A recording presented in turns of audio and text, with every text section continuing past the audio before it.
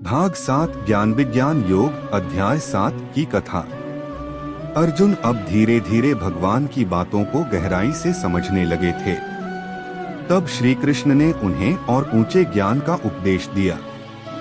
भगवान ने कहा, हे अर्जुन, अब मैं तुम्हें ऐसा ज्ञान और विज्ञान बताऊंगा जिसे जानकर तुम्हें और कुछ जानने की आवश्यकता नहीं रहेगी। फिर कृष्ण ने संसार की सच्चाई समझाई। यह संपूर्ण जगत मेरी ही शक्ति से संचालित है। मेरी 8 प्रकार की प्रकृति है: पृथ्वी, जल, अग्नि, वायु, आकाश, मन, बुद्धि और अहंकार।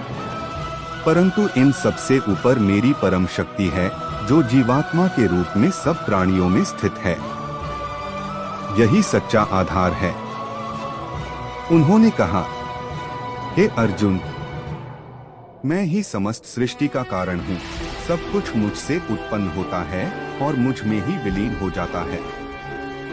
परंतु अज्ञानवश लोग मुझे नहीं पहचानते और संसार के मोह में फंसे रहते हैं।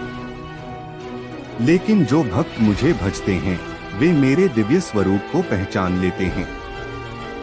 कृष्ण ने भक्तों के 4 प्रकार बताए।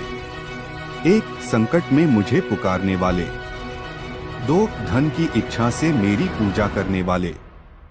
3. ज्ञान की खोज में लगे हुए। 4. और वे ज्ञानी जो केवल प्रेम और श्रद्धा से मुझे भजते हैं। फिर कहा, इनमें सबसे श्रेष्ठ ज्ञानी भक्त है जो अनन्य भाव से मुझ में लीन रहता है।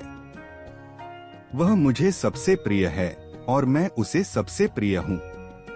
अंत में भगवान ने कहा, हे अर्जुन, जो मुझे अंत तक स्मरण करता है वह मुझे ही प्राप्त होता है। यही सच्चा ज्ञान और विज्ञान है। इस प्रकार अध्याय 7 ज्ञान विज्ञान योग में भगवान ने भक्ति, ज्ञान और अपनी दिव्य शक्ति का रहस्य बताया।